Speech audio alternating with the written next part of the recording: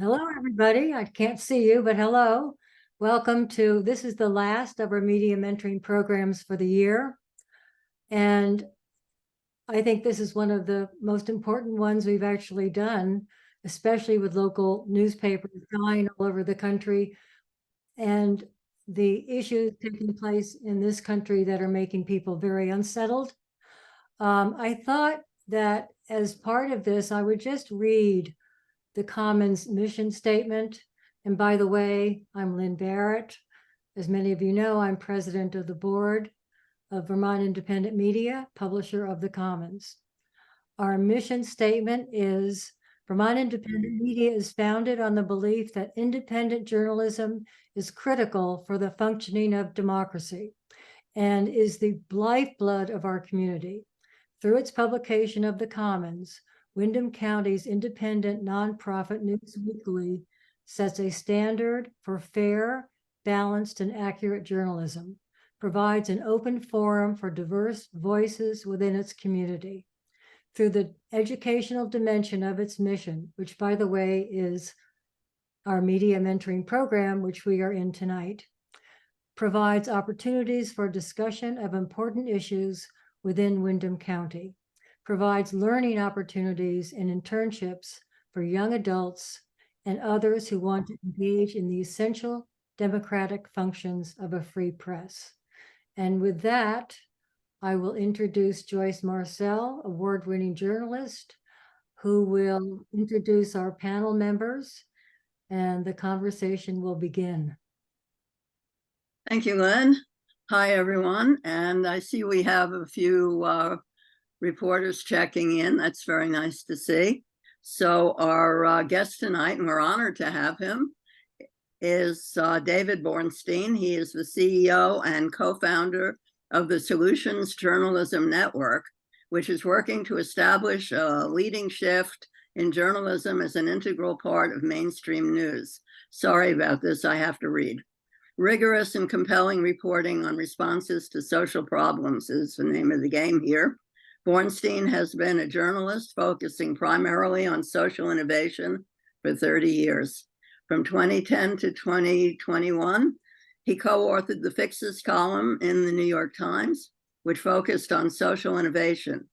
He is the author of How to Change the World, Social Entrepreneurs and the Power of New Ideas, which has been published in 25 languages. David, where are you calling from, or where are we seeing you from? Hi, Joyce. I live in Manhattan. I'm in New York City. So great. Yeah. Okay, at least you're on the same time zone we are. So maybe you could tell us a little bit more about what you've done than just what I read, which is very brief. Yeah, sure. Thank you. I've been a journalist now for over 30 years, started my career working in newspapers in New York City. And, over the years, saw that journalism had a bias journalism struck me as sort of the first half of a doctor's appointment. It was very good at diagnosing what ails us and telling you where it hurts. But when it came to treatment options and what you could do about it, it really didn't focus on that role very much. And so over the years and over the decades, actually, my engagement with audiences has often been hearing, thank you for letting us know about the problems, but what can we do about them? And so in 2010, with my colleague Tina Rosenberg, another journalist, we started this column in the New York Times called Fixes. And it was really an experiment to see, can you do rigorous reporting that looks at how people are trying to solve problems, what evidence they have, whether it's working or not, and what you can learn from it, without falling into advocacy or puffery or feel-good journalism or any of the things that we would want to avoid. So we started that. It was originally a one-year initiative, but it proved to be quite popular. And we found that there were so many good stories to be told that they could be told rigorously without and really surfacing helpful knowledge for society about how to do better against problems. So out of that experience, we started the Solutions Journalism Network 10 years ago to try to get that idea sort of integrated into the DNA of journalism on a much larger level. And so that's really what I've been focusing on the last 10 years. And we've worked with quite a lot of journalists, almost 50,000 at this point, around the world. And there's news organizations in many countries that are now using this approach on a regular basis. So that's kind of, yeah. Thank you. That's interesting. I should introduce our other panelists. I don't know how I forgot. I'm married to one of them. That's how you forgot. That's how I forgot. Okay. First, we have Jeff Potter, who is the editor-in-chief of the Commons. And the other person is my husband, Randy Holhut, who is the news editor, sports editor, obituaries editor, and general factotum. And Jeff's number 2. So between the two of them, they are the Commons, and the rest of us are freelance writers who work for the Commons. And we're going to probably focus mostly on you, David, but I did have to get that in. Say hi, guys. Are you there? Randy, Jeff? Thanks, Joyce. We're delighted to be here, and we're delighted that David is here, and I'm really looking forward to learning more about how we might reframe some discussions of some really heavy things that we're going through in the community, and any way that we can try to find ways to make things better without sacrificing ethics or integrity. That can only be good. So let's have at it. Okay. Randy, did you want to say something? Well, in being practitioners of community journalism, being as close to our readers as you can possibly get without having them publish the paper instead of us. The principles of solutions journalism are been filtered into the Commons DNA over the years, although in a more traditional sense. So we're looking forward to hearing some of the best practices of what others are doing. Okay, thank you. I pulled a few quotes, David, from things that you've written. So I'm just going to read them now. I think journalism at its best should activate people to be powerful players in a participatory democracy. I don't think anyone would argue with that. The main way is that the news harms democracy is by providing a view of the world that is largely deficit framed. Journalists are often compared to watchdogs, but I begin to see that we were sometimes acting like bees, helping to cross-pollinate ideas. And I think maybe you want to, I have a definition here of solutions journalism, but we have you here, so tell us all about it. Well, what's your definition? 1, describes a response to a problem and how it works. 2, seeks to draw out insights that explain success or failure. 3, presents the available evidence about the effectiveness of a response. And 4, explains the shortcomings or limitations of the response. Yeah, that's those elements are, it's a way of telling stories about how people are responding to problems without falling into good news or sort of CNN hero kind of stuff. I mean, we actually don't like the phrase good news. We think that journalism should be helping people gain a greater sense of control to create the community that they want to create or the society that they want to create. And there's 2 types of information you need to do that. You need to understand what the threats and challenges are and what's causing the problems. And you need to know what your options are to respond to them. And so it's really a balance, of awareness, alerting people to what the dangers are. Like I was looking at the Commons from yesterday's edition, and you were focusing on, we've got a budgeting process coming up. There's a housing crisis in Putney emerging. There's mental health issues that you were reporting on. So people really need to understand these issues, but the efficacy around it, like how do we report on mental health so that we're continuously supporting the community to get smarter and learn from other communities. And one of the, I think, most interesting things that we've learned as we've worked, because we work with hundreds of news organizations around the United States, and a lot of them are local news organizations. And in some ways, there's almost a bit of a redefinition of what local news is. It's not always something that's happening in your community. It could be something happening in another community that is really useful to your community as well. So if there are other communities that are just doing like budgeting processes in interesting ways, like participatory budgeting, or they have other models, that could be a local story when you're doing your budgeting process. You know, and similarly, any issue that Brattleboro is dealing with, or there's 3,000 counties in the United States, there's always other counties that are doing smart things and often smarter things that we could all learn from. So the idea of importing ideas rather than just covering what's happening here, it's a big shift in the definition of local news. And one of the biggest issues that comes up when we talk with our local news partners is that they start to need travel budgets, which they don't have, because how do we go and cover these things that aren't in our community? And, you know, that's in some ways, like, how do we import knowledge so that we can do better against things and turn the country into a resource for our community? Could you give us just a couple of examples of this, the concept, the idea, the solution, the journalism involved, just so that we know what we're thinking about? Yeah, I'll give you an example of a story that I covered when I was writing for the New York Times. So there's a big problem in the United States around childhood trauma. You know, many children and many adults have experienced what sometimes are called adverse childhood experiences. ACEs is the term that's often used. It turns out that many of these kids, if they're in an early childhood setting, like a Head Start program, for example, they're, because of the adversity and because of the fear that they've experienced, they have a real difficulty learning.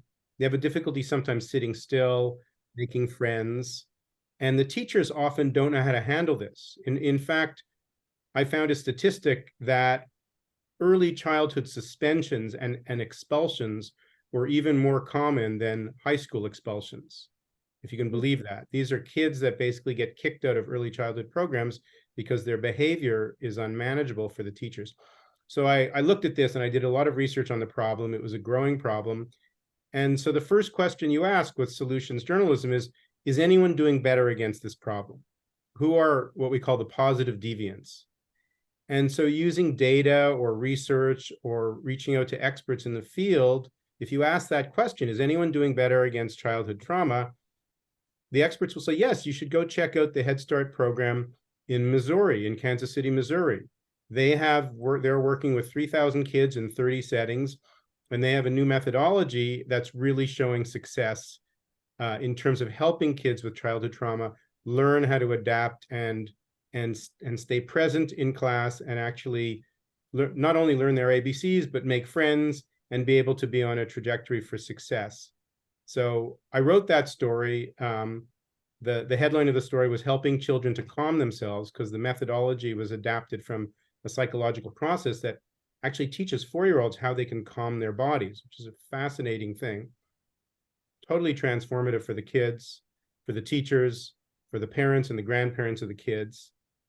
And the thing that was really amazing from that experience, Joyce, was that after the story came out, I stayed in touch with the organization, and over 4 years, more than 200 other places in the United States implemented that model based on it was called the Head Start Trauma Smart model. So that was a huge, a huge kind of wake-up call for me, that when you are writing about a problem that's widely shared and you're able to highlight things that are helpful, that are credible. I mean, there was rigorous research that showed that this was working. There's lots of people that are looking for better methods, especially when you have something that causes as much suffering as childhood trauma. So in some sense, that's an example of something that we try to do all the time now. So what's the main goal? Is it to connect ideas? Well, so there's the main goal of our network, the Solutions Journalism Network, is to help news organizations around the country and around the world, one, feel confident that they can do this, so that it's actually legitimate to report on solutions. Because there's many news organizations and journalists that don't even think that we're supposed to do this. A lot of people say that's not our job. We're not in the business of burnishing people's reputations or picking winners. So there's a lot of resistance to that idea. So part of our work is to reduce that resistance. And then once the resistance is down, helping people actually, it's a practice. You know, I mean, there are different reporting techniques, there's different story construction techniques, and there's different ways to lead to better engagement and impact. So we help news organizations do solutions journalism, have real impact with it, get excited, and hopefully make more money from it, because there's also a crisis in journalism that it's hard to sustain your news organizations if people don't want to pay for it at the local level. What major newspapers have adopted this? What major newspapers? The BBC, the New York Times, Metro Dailies in Los Angeles Times,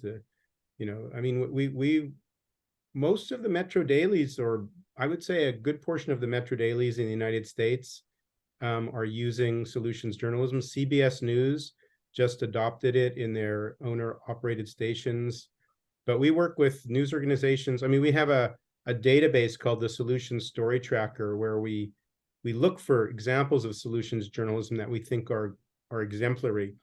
And so we have about 15,000 stories in there that come from almost 2,000 news organizations. And that's actually not even the full number of news organizations around the world that are doing this. There's 100 in Africa that are using solutions journalism as well.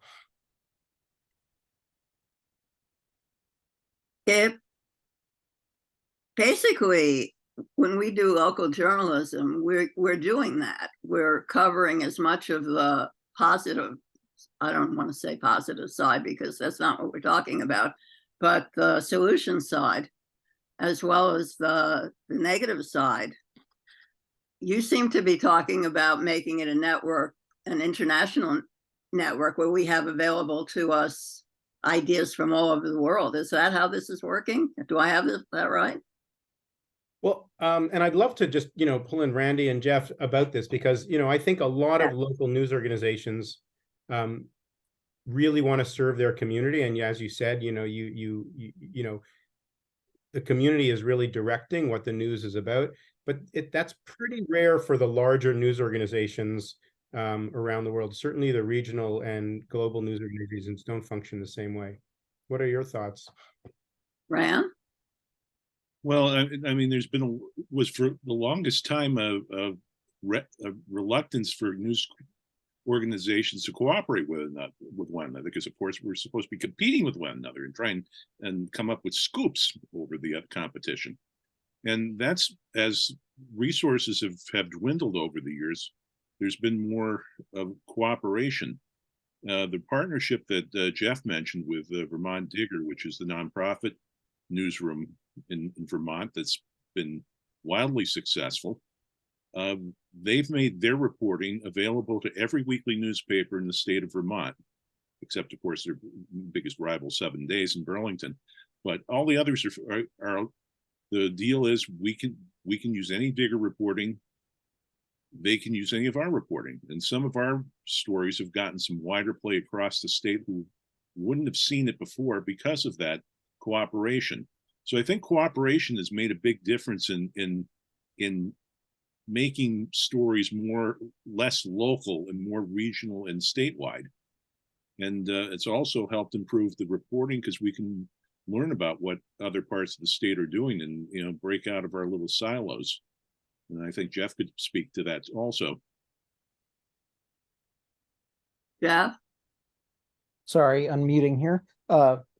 Yeah, I would agree with all of that. Randy, before I forget, I do want to make a slight correction to what you said about Digger.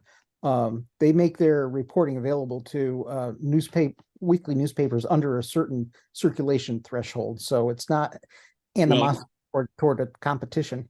Well, And we- it and was we- phrased in a way that would eliminate 7 days. Well, whatever, well, I'll be more kumbaya about it than Yeah, I'm the damn it part of it. but regardless, it's been a huge boon for us and for a number of small papers in the state. It's added some depth to what we can provide. And I hope it's a benefit to, their mission of distributing their work more, in ways that they wouldn't have otherwise seen. So as far as the silos that you were talking about, Randy, I think I don't know. It's I'm sorry, I got 3 different Well, thoughts competing here. The thought of, if something happens in Brattleboro, should Burlington care about it? If Burlington's doing Right. something, why should Brattleboro care about it? Well, and that makes it challenging for community newspapers where we have kind of a very, very strict geographic area.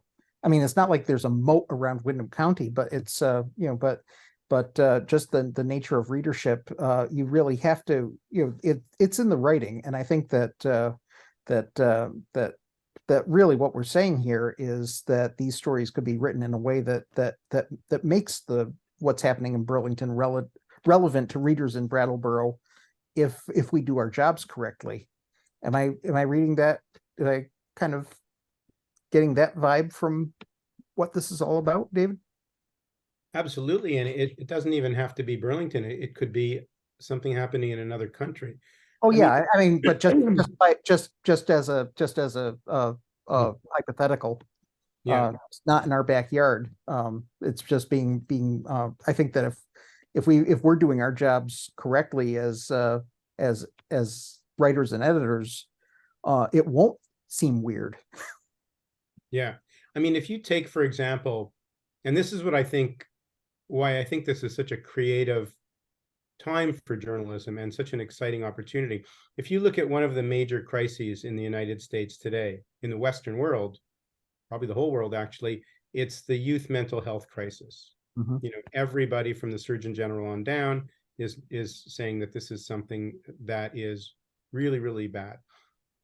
If you look at the models for addressing large-scale mental health issues at low cost, none of them are in the United States.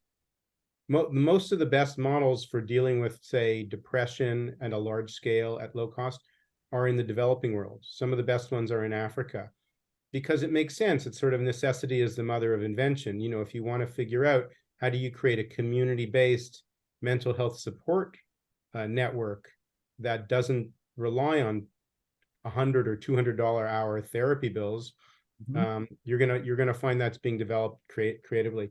So there's an enormous amount of solutions-oriented journalism that could be done where we look outward from the United States to other countries to try to find ideas that we could bring back to Brattleboro or Burlington or New York City. And I would say, and getting back to your question, Joyce, one of the goals there is to get smarter together. And that means some of the getting smarter together actually could be getting smarter from the rest of the world, the whole world. Around COVID, which was a global problem, there was an opportunity to exchange ideas around safety nets, around adaptation that was actually at the global level. But some problems are just very, very locally based, and this model doesn't always work for every issue.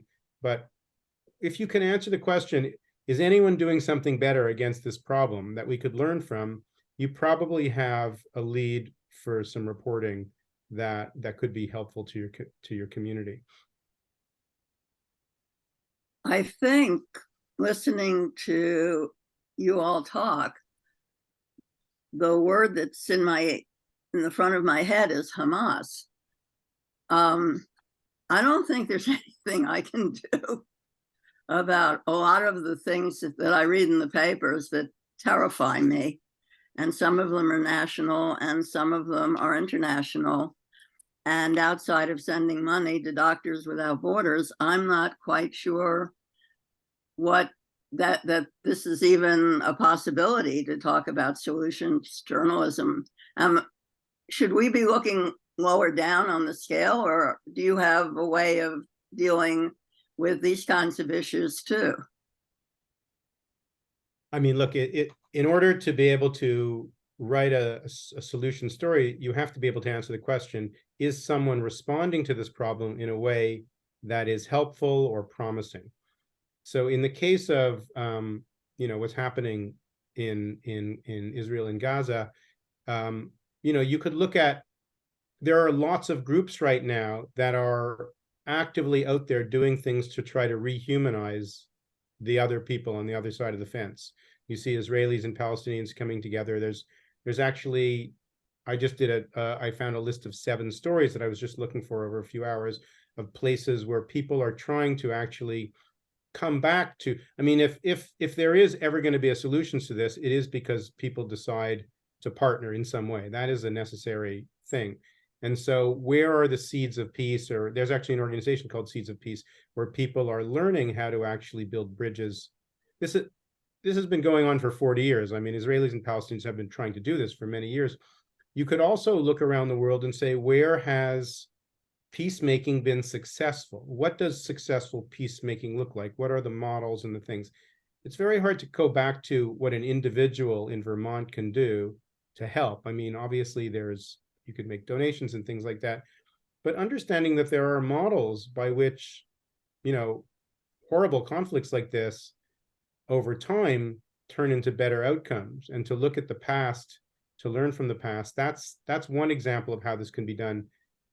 But the caveat is that solutions journalism is not really meant to be applied for breaking sort of news events. It's not something that you can pivot off super quickly. You have to you stand back and you say, what's happening here, and where are places that we can learn from? What other cities or what other countries what are the situations? If we did a story, and we call these stories howdunits, they're sort of like detective stories. I mean, we think of them as a howdunit, which is like, how did this place do better? How did this community respond to its housing crisis such that 5 years later, it's not as serious as it was? How did this community improve its education, or this high school improve its graduation rates over a 5-year period? So you have to, if you can write a howdunit, and and sort of the case of the school that increased its graduation rate, if you can actually find a story like that, then you have something that can be done. There are many, many stories, but certainly not for every issue. Could you explain then how your system works? Does one pay to join this network? Is that where? No.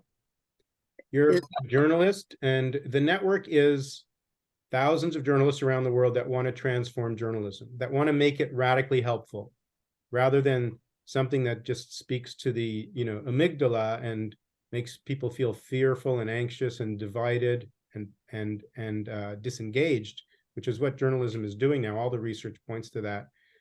There's lots of journalists, especially younger journalists, that want to make sure that it's respectful, that it reflects the needs of their community, that it's genuinely helpful, that it advances equity, that it doesn't stigmatize communities by defining them in terms of their problems or their deficits.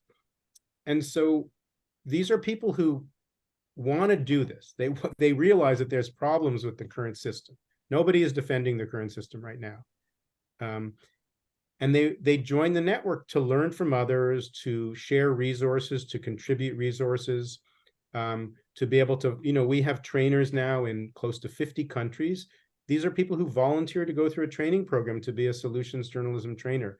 We don't make them do it. We have so much demand for this that we're way behind. We have, we had 50 people apply for the last training we did, and we could only accommodate a third of that number. So the motivation, especially for young people, for young journalists, to tell better stories is very strong. And the network is a way that they can discover how to do that. They can find their friends, moral support. They can come up with arguments. They can find editors that are receptive to these stories that they can pitch them to. And probably the biggest single issue that journalists around the world want to apply this lens to is the climate crisis, because it's very clear that covering the crisis through the lens of it's both apocalyptic and unsolvable, which is what journalism does often, is terrible. It disengages people. It leads to motivated denial. It leads to political polarization. So journalists around the world are very, very clearly wanting to change the coverage to focus on possibilities. What is the adaptive resilience that's available? And so, our job is to try to get the capacity to spread as quickly as possible in news organizations so that it becomes easier to do it. People have the motivation, but there's still trainings and processes that are helpful to people when they actually want to engage in this type of journalism. Are you funded then by grants? Pardon me? Are you funded by grants? Yeah, Or how we're do you funded by fund grants. this process? Large, mostly large American foundations. Okay, then someone just joins the network and has access to all these different ideas? Yeah, you can just sign in, go in. You can, and it's all free. We make Right. grants to news organizations. We have fellowship programs. There's lots of opportunities. We have training programs. If you're interested in applying for a fellowship, if you work in a news organization, you can, the news organization can apply for various subgrants or opportunities, reporting opportunities. When a foundation is interested in solutions journalism around, let's say it's health, we want more solutions journalism focused on health or youth mental health, let's say. So we'll create a fellowship and see if journalists around the world are interested in covering that. And we never tell them what they can write about. The goal is the thing is focus on solutions journalism is one of the things that is encouraged, but it's not. It's people can still do the reporting that they do, and the topic is something that people are motivated to write about. Okay, I want to just express that people who have questions should be putting them in the chat or raising your hand. We'll call on you. You know how to raise your hand. There's a button at the bottom or somewhere on your screen that will let you do that. And right now in the chat, we have someone who wanted to ask us about the 3 Palestinians shot in Burlington. And so this is something that's shaking us up very much right now. And there are protests about it all over the state. And I am willing to place my money on the fact that mental health will come into it in the end. And this guy who shot the 3 Palestinians, all of whom are alive, as far as I know, thank God. But this has now become an international story in our little state, which has been relatively safe. How does solutions journalism approach this? Like I said, the stories what are the stories that are helpful here? Who's doing better? What stories can be helpful when you have a conflict like this, in a war like this? So stories that show and humanize the people on the other side, the people that you have excluded from your empathy. A lot of this is driven by, as you said, I think that there are mental health issues, but it's driven by hatred. It's driven by fear. One of the most powerful stories, according to research, that can be told when you're in an intractable conflict is a story that forces you to flight simulate someone else's experience, to actually jump into their experience, that humanizes them, or stories that show people from the group that you're opposed to or that you may hate protecting the group that you're part of. And so you can now see news reports and stories that are, some of them are on social media, of people showing, Israelis or Jewish people standing up for Palestinians and vice versa, Palestinians. Those are the kinds of stories at a time like this that may be helpful. The research says that those are useful stories to tell. In terms of being able to change the policies of governments. We don't, obviously journalists can't do that. Yeah, that's definitely one answer. We have another question, but it's about Palestine. I don't think we really want to get into that conflict. Jeff, did you want to say something, or are you playing with the cat? Well, I'm trying to avoid playing with the cat. But I actually did want to ask David. Now you mentioned polarization. One thing I'm concerned about is existing polarization of readers, who really I've found on certain issues, maybe up to and including this recent one, really come in with a lot of very, very strong pre-existing views. How does your research and how does your experience deal with contentious issues that in a fractured community and their response to journalism that seeks to be more positive? Are they cynical, or is there a demonstrated experience of winning over hearts and minds to really think through something that people have already thought they have thought through? Yeah,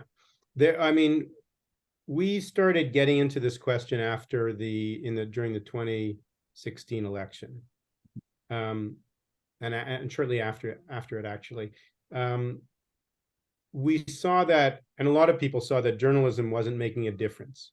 People were deciding, people weren't even, it didn't matter what facts you were marshaling. You could say, Google, all these news organizations started getting fact checking, and this is how, it didn't make a difference. Facts didn't seem to matter. When people are in a state of what's called high conflict, which is what the conflict mediators call it, there's almost nothing you can do in terms of convincing people out of a position that they're in.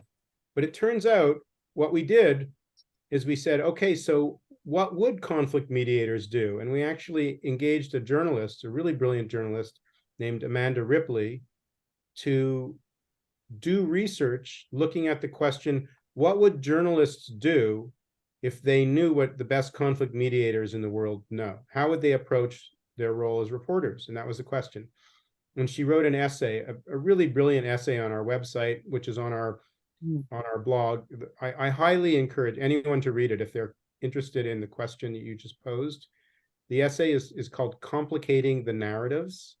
Mm-hmm. And literally, if you just Google the phrase complicating the narratives, it will be the first thing that comes up on search.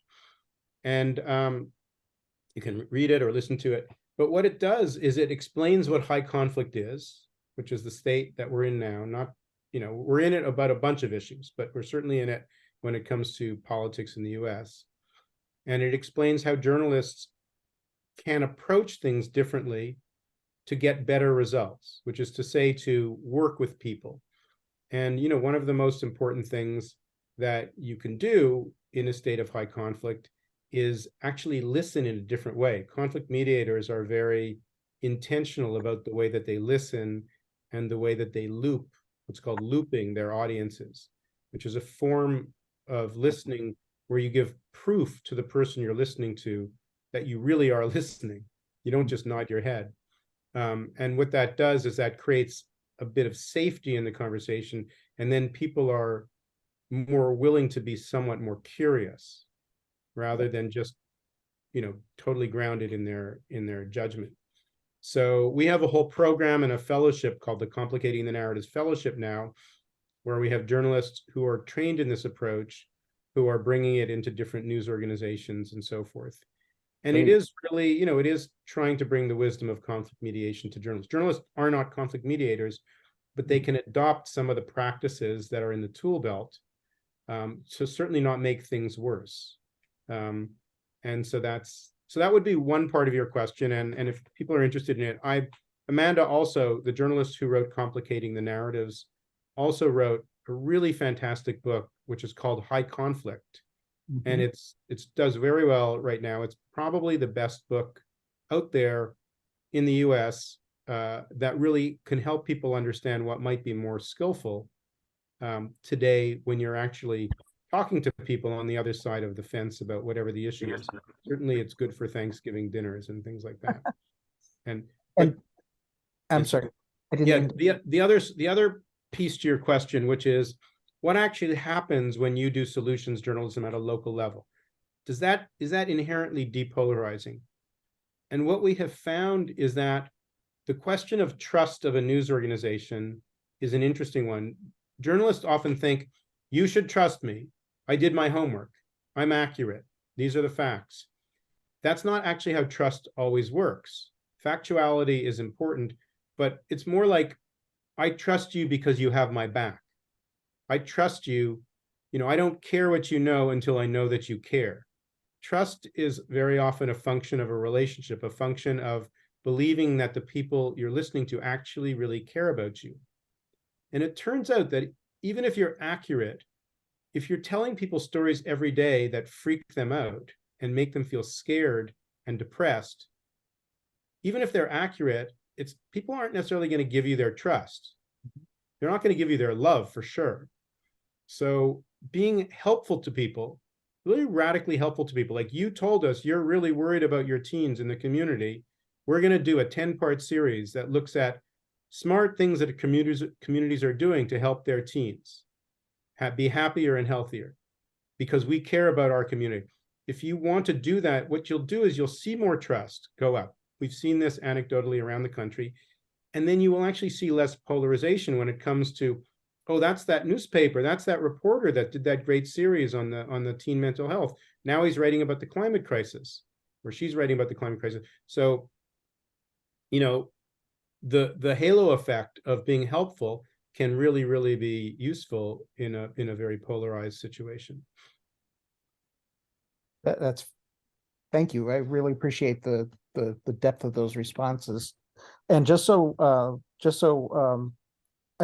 everybody knows, I put links to both Amanda's book and the original article in the chat notes if you want to take a look at it sooner than we can get that out to you. Good. Okay, we have a question. I think it's a question. It's a long one. We're a long way from the front page in Citizen Kane. My brother's a seasoned journalist. I'm not. This is a freelance writer who's writing. But a cooperation and a sharing of resources only makes sense if we intend to help sustain and promote what is good and what is working in society and culture today, when circumstances are pretty dire and needs for solutions are urgent. I guess that's not a question. That's just a fairly wise sentiment. Yeah. And reporter from Essex says, but yes, not covering relevant stories or the other side of the story is important. Well, yes. We're getting a lot of questions now. I'm going to try to keep up with them.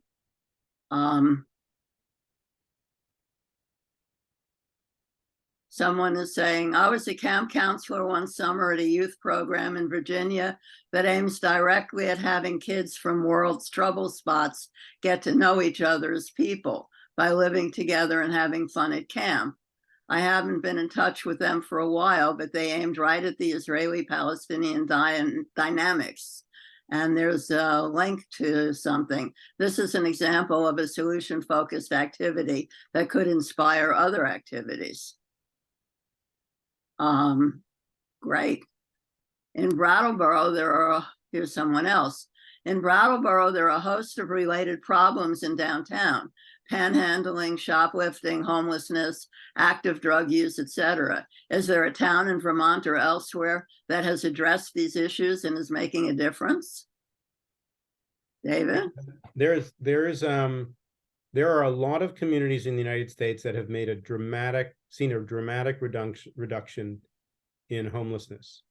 There's actually an organization called Community Solutions that tracks this phenomenon across the United States. It's the website is CMTY Solutions, and there are some communities that have, there's different dimensions to homelessness. There's chronic homelessness, which is defined in a particular way, and that usually is associated with oftentimes, not always, but with mental health issues and with other health complications, often with a traumatic brain injury. There's family homelessness, which is usually associated with the housing problems in the community. And then there's youth homelessness, which is often associated with young people, leaving their families because of, problems in the families or abuse in the families or things like that. Sometimes they're very different problems, and they require completely different strategies to deal with them. But in each case, there are communities that have done really, really well in reducing these problems. Chronic homelessness seems to be the one that more communities have had the most success with, because the solution, which is basically permanent supportive housing with wraparound services and a housing first model, is very successfully applied in lots of places. So yeah, I would say that's a classic case where solutions journalism could bring in ideas into the community that are being used in other places and could perhaps improve the local response. Would, then there's a question, would Tracy Kidder's book, Rough Sleepers, qualify as solutions journalism? Oh gosh, I haven't read it. What's it about? I love Tracy Kidder. He's one of my favorite authors. Okay, it's a book we've been talking a lot about in Vermont right now. It's the story of a doctor in Boston who ministers to the homeless. I think he's got a 40-year career of doing that and how he does it. And Tracy Kidder just hung out with him and followed him around and took notes. Wrote a great book. Kind of like what he did with Paul Farmer. Pretty much.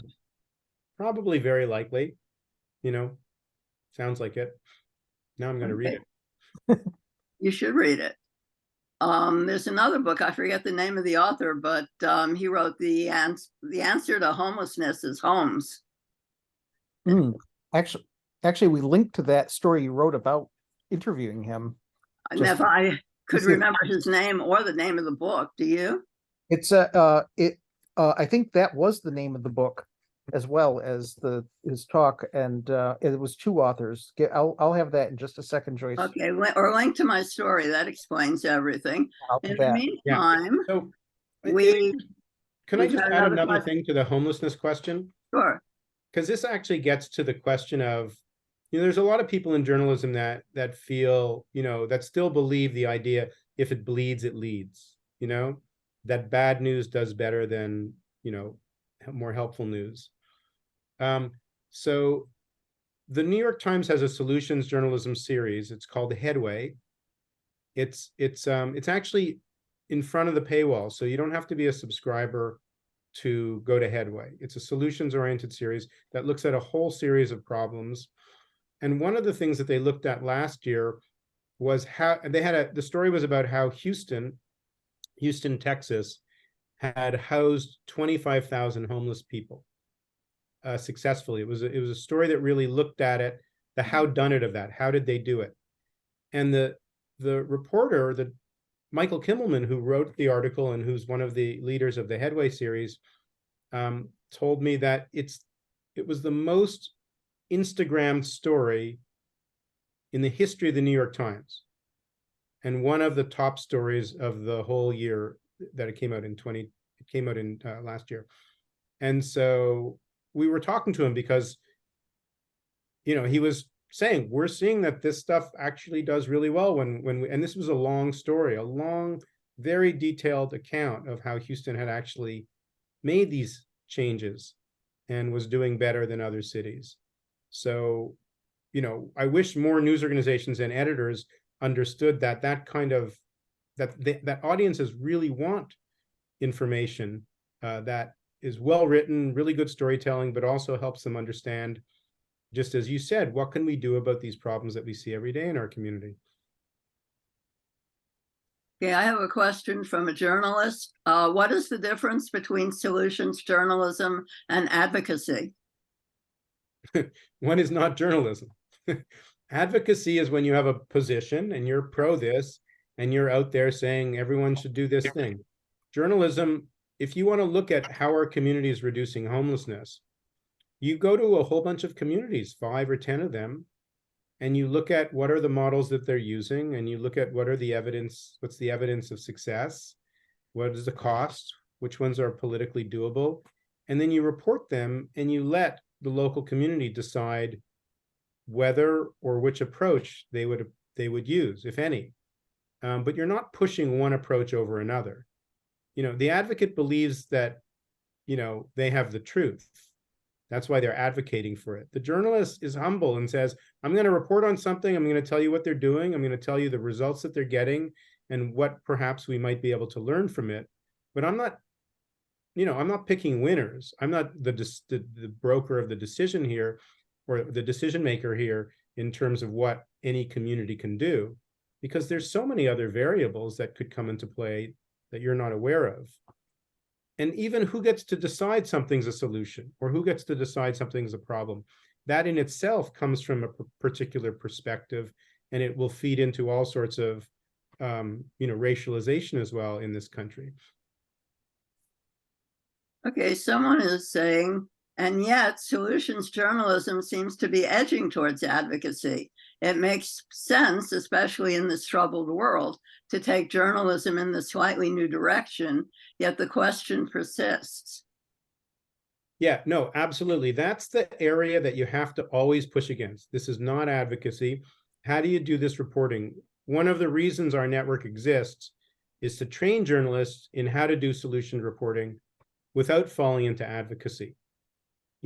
So looking at the limitations, looking at the caveats, saying this is working well in these 3 schools, but they have a lot of money, or they've only done it with 100 kids. The idea that when you're reporting on a response to a problem, there's always going to be limitations. There's always going to be things that you have to talk about. Oftentimes things won't work. The idea is to be as this gets back to what journalism is. Journalism is ultimately trying to describe something without promoting it.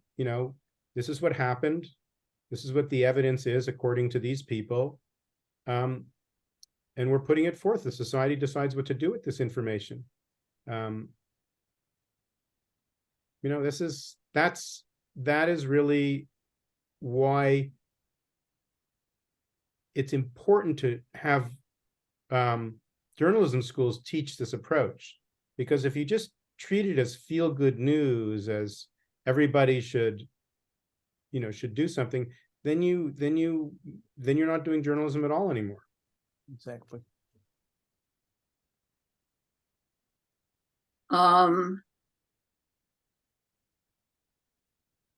Okay. Go ahead, Jeff. I would say that for anybody who's worried about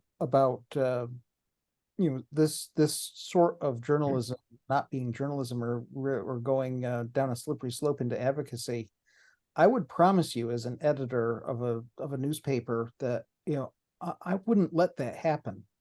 I think that's the spirit in which David's sharing these ideas, where we're which is really mixing the traditional values of journalism with fresh approaches that might engage communities and just add more grist to the mill when we're talking about problems that we're writing about. And I don't, and I see that as I see elements in what you're describing, as we've done a little bit of this here and there over the 18 years that I've been, or not 18, I picked that 15 years I've been at the Commons. And I know, and the other, there are a lot of other papers represented in the audience here, and that have done the same. So I don't think this is anything particularly new. I think the focus and the the intellectual rigor and the resources, David, that you're bringing to this is what is very new about this approach. And I'm not worried about it, and I don't think the people who are really apprehensive in the comments should be worried about it either. We're not going to let anything bad happen. Yeah, good editors.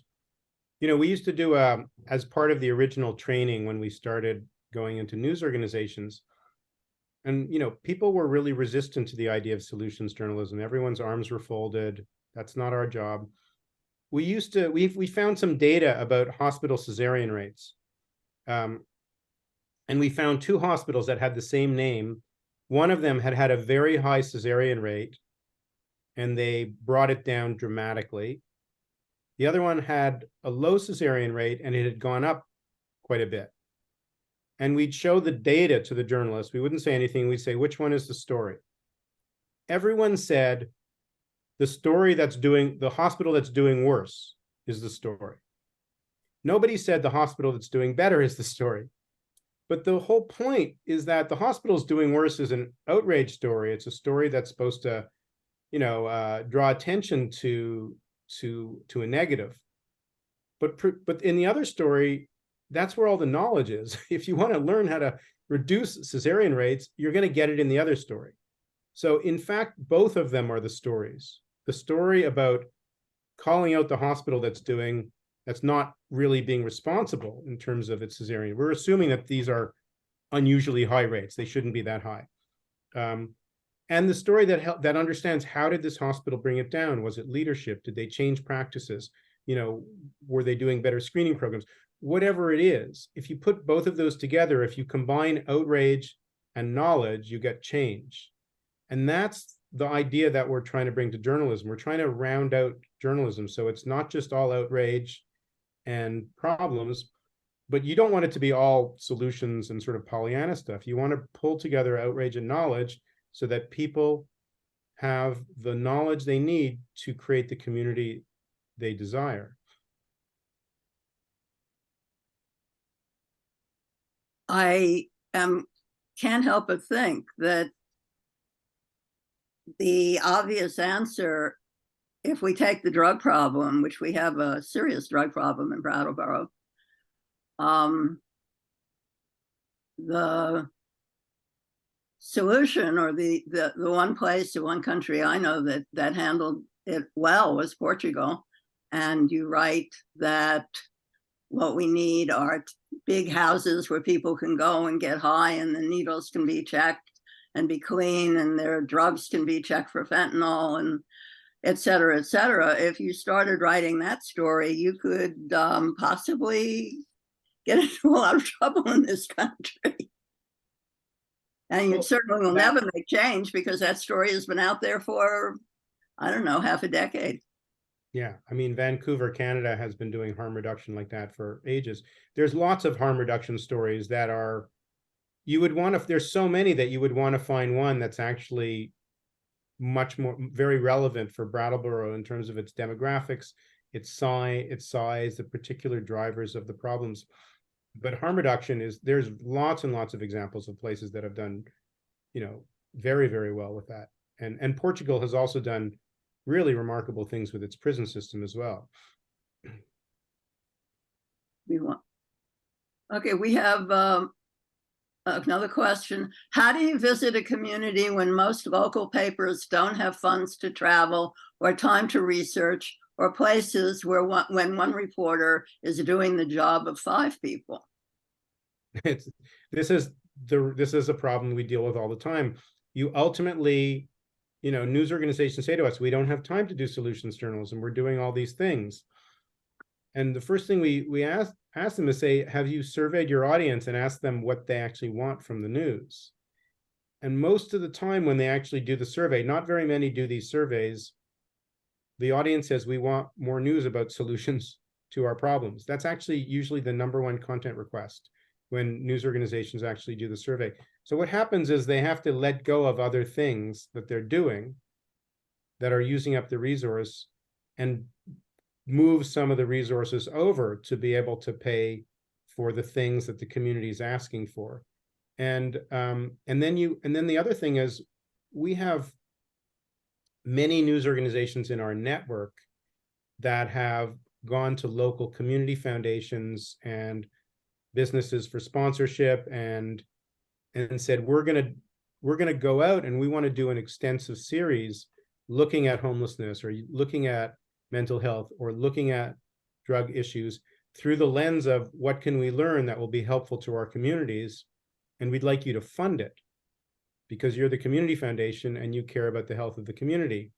And you don't have any say over the editorial, but you are part of helping the community have the knowledge it needs to solve its problems. And in many, many cases, that's how they get new funding. That's also available. A lot of news organizations have never even tried that.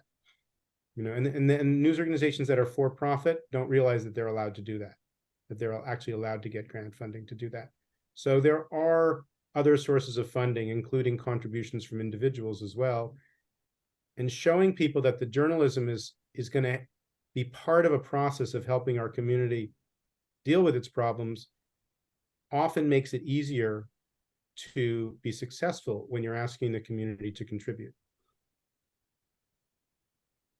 And someone else asks, why is there resistance to solution journalism, and where does it come from mostly?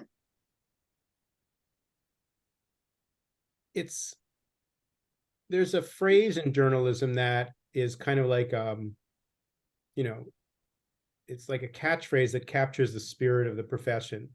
And, Randy and Jeff will be familiar with this, and you yourself. Sunlight is the best disinfectant, right? Right? The idea that journalists kill germs. We disinfect. We shine the bright light of awareness and exposure onto the dark corners of our institutions, and we essentially kill the germs. We're disinfected.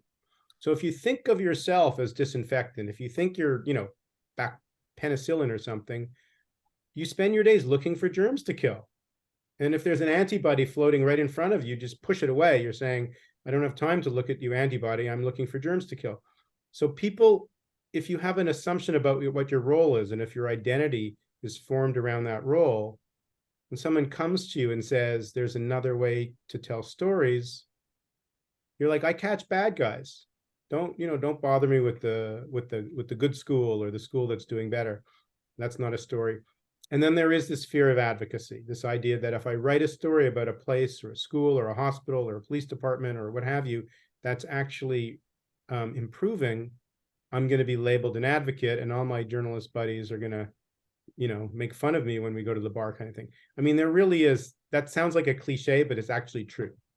There's a professional insecurity about writing solution stories. And part of why the network exists is to legitimize it, normalize it. Lots of people now have won awards for this, so the more they can see, oh, the BBC does this, the New York Times does this, the Guardian does this, it creates professional safety for people to do something that many journalists say to us, I always wanted to do this. It's kind of like middle school. They wanted to do it, but they were afraid what their friends would say, about what their friends would say. And, in some ways, like, yeah, so assumptions have to change. And so now it's a very broad global network. And if our organization, went away tomorrow, it would probably still continue to grow. It occurs to me as a reporter, my instinct is to write something new, or if I hadn't heard it before, if it's just happened, and it wouldn't have anything to do with getting the bad guys or shining a light on the good guys. It would just be, this is the newest idea, act, person, whatever. And so that's what I should be writing about next, because it hasn't been written about before. That is, it doesn't seem to be one way or the other in my mind, or the way I report. Yeah, well, there's lots of scoops. It's it's an undiscovered continent of stories. Okay, I have a question here. I'd like to go back to climate change. It's such an overwhelming problem, and we seem to be going more and more backward. How do you find examples of solutions that are working, that aren't just false hope? No matter how much, for example, some European countries are doing, climate change worldwide is still getting worse. In the case of climate change, you kind of have to slice it up in different ways. So there's obviously, if you look at mitigation at the global level, it's not a happy story, but you can look at places that are reducing their emissions. There are states, there are regions, there are countries. How are they doing it? How did the policies get made? what's the technological side to that story? Then you also have stories of adaptation, like, the summers are getting hotter or wetter or drier in different parts of the world. How are farmers adapting? Are they adapting farming practices? For much of the world, global warming is still a poverty problem. Their yields are down, or it's a weather problem. There's fires or there's flooding. How do you manage retreat well? Which communities have done manage retreat the smartest ways without tearing the community apart? What are food systems? South Korea has reduced its food waste by 95%. How did they do that? America could really benefit from learning how South Korea did. There's so many stories that if you actually look at the world through the lens of different dimensions of the problem, mitigation, adaptation, resilience, these are all things, there's thousands of stories to be told in each of those categories. I mean, if you look at the global sink of the problem, it's very, very scary. And it's, but once again, there's technology stories. There are stories about, what are the public policies, or which countries are making the most headway around things like carbon taxes and things like that. How does that get moved forward in a political environment?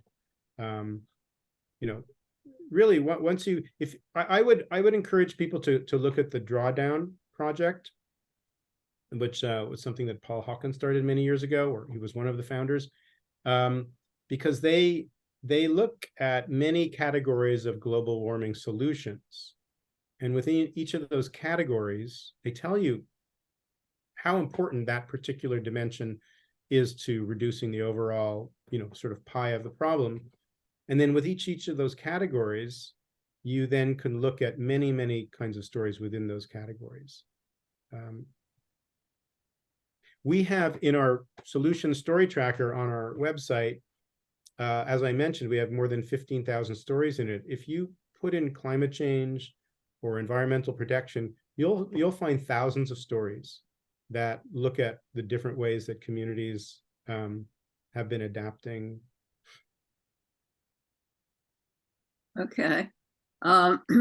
Here's a comment. Years ago, Francis Moore-Lappe lived in Brattleboro and tried to create a news network for sharing positive news stories. Not so much to share solutions, but positive in other ways. And the network did not survive long term. Do you know about about her experiment? I do. And it's someone who's been a hero for a long, long time. I think that the positive frame is actually a problem. There are positive news organizations or news organizations around the world, and they're all relatively small. They might have 30 or 40,000 readers, and there really is something about the framing of news as positive that actually doesn't seem to harness, the powerful sort of human emotional forces that are needed to drive a lot of consumption of that news thing. So we don't look at it as positive. We basically say the news should reduce your suffering. If you're suffering, if you have a lot of homelessness, or the economy, your local economy, if young people are leaving the town and they don't want to come back, and you're worried about whether you're even going to have a future of your town in 20 years, those are real pain points for people. And there's lots of them. If you produce news that reduces people's pain, that gives them a sense of agency over the things they really care about, it's not positive. It's powerful ideas that speak to people's most urgent needs. That's different than good news. And the framing has to be totally moved away from good news. Feels like it's cat in a tree kind of stuff.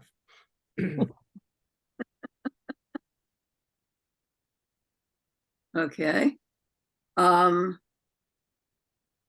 Moving on to a terrifying subject. Is there a place for AI in solutions journalism? We just actually sort of formed a partnership with an AI company to develop an AI classifier, which is like a tool that will tell you if you're looking for news, you can say, I'm looking for news about homelessness, but I want to prioritize solutions journalism. This doesn't exist yet, but that's the idea. So I think that that would be helpful to people because, you know, our idea is that if people could request stories that help them understand the agency around an issue, it would drive more news consumption that would actually be helpful to people in solving problems. In addition, if you could say, hey, I'd love to, you know, show me all the solutions journalism about agriculture in sub-Saharan Africa, you know, over the last 12 months. If you could actually answer that question and now use AI, pull out the 10 patterns that run through those stories. That could be a really interesting use of the technology to quickly surface strategic insights and patterns about how people are adapting in real time to, you know, this historic crisis, the climate crisis. So I'm very worried about AI. I think it's really scary.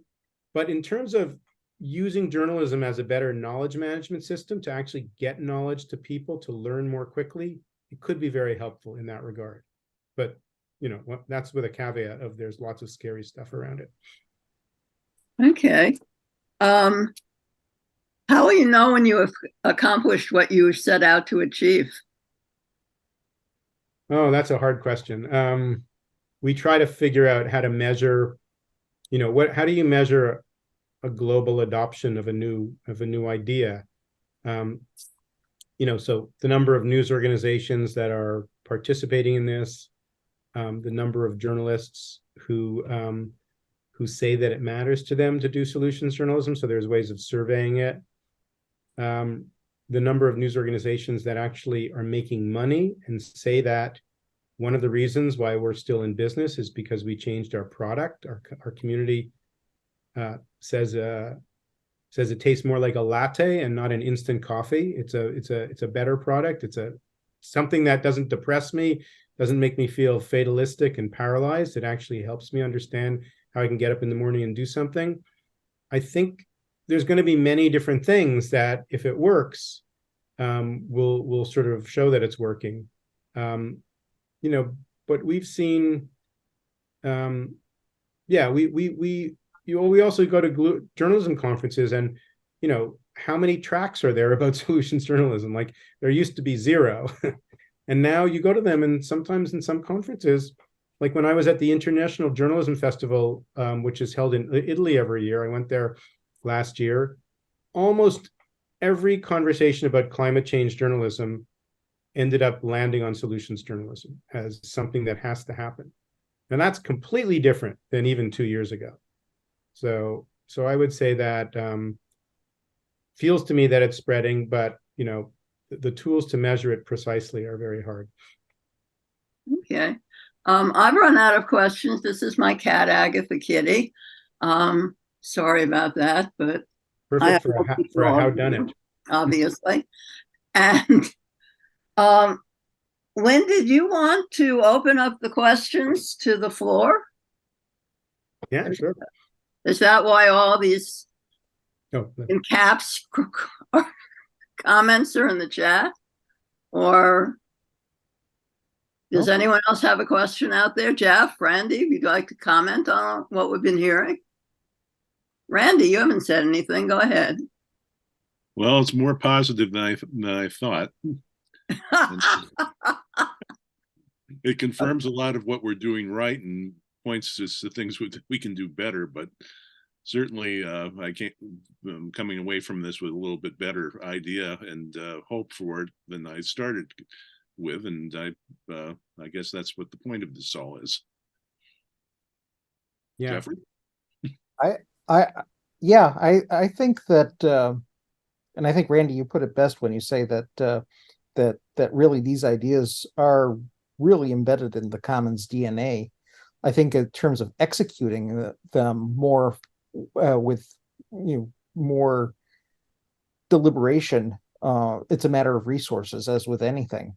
But I really I guess I keep coming back to this whole thing got me thinking about the conversation I had with my mentor in the first newspaper I edited back in the late 80s. And she was kind of an old school community journalism. I mean, she hated the word journalism. She was a publisher more than an editor. She liked putting pictures of animals on the front page. And we had a healthy tension with where she thought that stories that were going that were too negative were really negative, and not I don't know, kind of not fitting the spirit of her newspaper. And I always made it a point to try to make stories that that even when they had to be negative really took a positive spin, because a community that that knows what's going on, you can't confront a problem unless you know about it. And I think tone is a lot of what we're dealing with here. The tone in which you and the personality that you imbue into the pages of your newspaper or your website is going to go a long way toward getting people to see through the lens of that this is not bleeding and leading, but really, we take no joy in bringing you this information, and what are we going to do about it?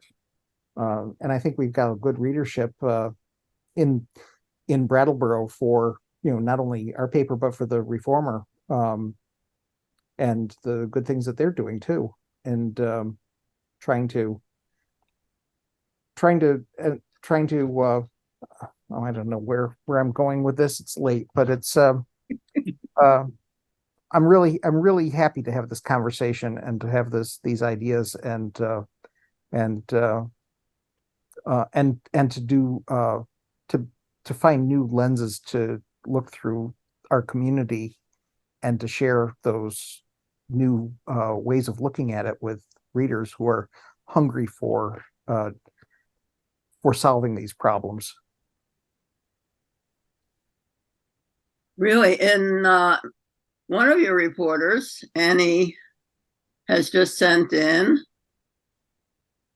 a solution. In the realm of solution stories, a church in Brattleboro has committed to going to 100% energy sustainability by 2030 and raised a lot of dough very quickly to that end.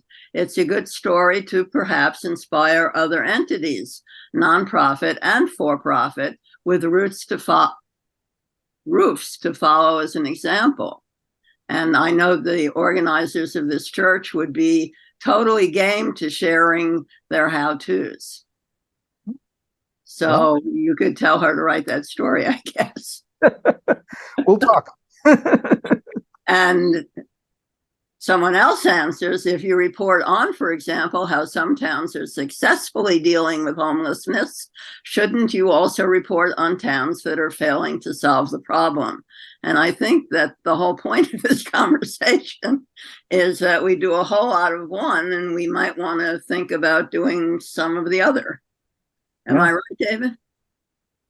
I would agree. Yeah, I think we do. And I mean, reporting that the problem is not being solved, that there's many reasons why it's not being solved. Sometimes, people don't care enough, people aren't serious, they're not really doing their jobs. Sometimes there have been good faith efforts that haven't worked, and they actually don't know what would be more helpful, what would work better. And there's in journalism, we always just kind of assume when a problem is not being solved that it's because of sort of incompetence or negligence, or sort of, just like the government is just, not doing its job. Very often there's a lot of people working very hard and they just don't understand, some dimension of it, and they're not succeeding. I'll give you a simple example. One of the biggest challenges in US hospitals is getting doctors to wash their hands on a regular basis. If when they do that, infections go down and patients don't get sick in the hospital. It turns out it's very, very hard. If you're a doctor, you see 80 patients or something like that, to remember to wash your hands 80 times is just very hard. And there's countless experiments about how to do this. If we place the hand washing station 10 feet to the left, it increases compliance by 38%. I mean, there's all of these things that people have actually done. It's actually a really hard problem to solve. It's not just because people are lazy or they don't care. It's a really, really complex behavior challenge. And so many things in our society actually are like that. And if we moved away from shaming and blaming people as thinking that that's the thing that's necessary, to, you know, like better to light a candle than curse the darkness. Like, where is it working? And then let's look and see, what are they doing differently? And there might be some really simple insight that makes a whole lot of difference. And it's surprising how often that is the case. Okay, well, we are out of questions. You have said, I think, pretty much what you wanted to say. And we've been a good audience, I hope, for you. So thank you very, very much for taking the time to speak to us. And Thank you. we'll call it a night at It's a 8:22. pleasure. I look forward to being back in Brattleboro soon. And Oh, you've been here. yeah, I didn't know that. my dear friend Kevin O'Keefe and Erin Miley O'Keefe, who do the luau, and you were mentioning other things, live there. So I come and I love it. Well, great. Maybe we'll see you when you get up here again. Yeah, give us a Look holler forward- when you're here. I'd love to grab a coffee. That'd be great. Yes.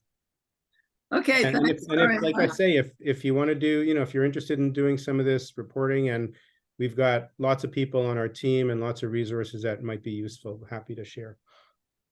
Well, I Awesome. think we'll definitely be checking it out. Great. And Lynn, did you want to come in and say something to sign us out?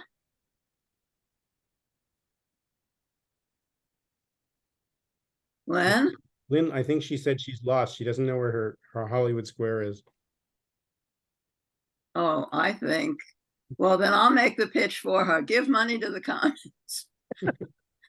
She has a much more tactful way of saying it than I do, but that's basically the point. So thank you all, everyone, for coming. That was wonderful to have you, and thanks for the questions, and good night.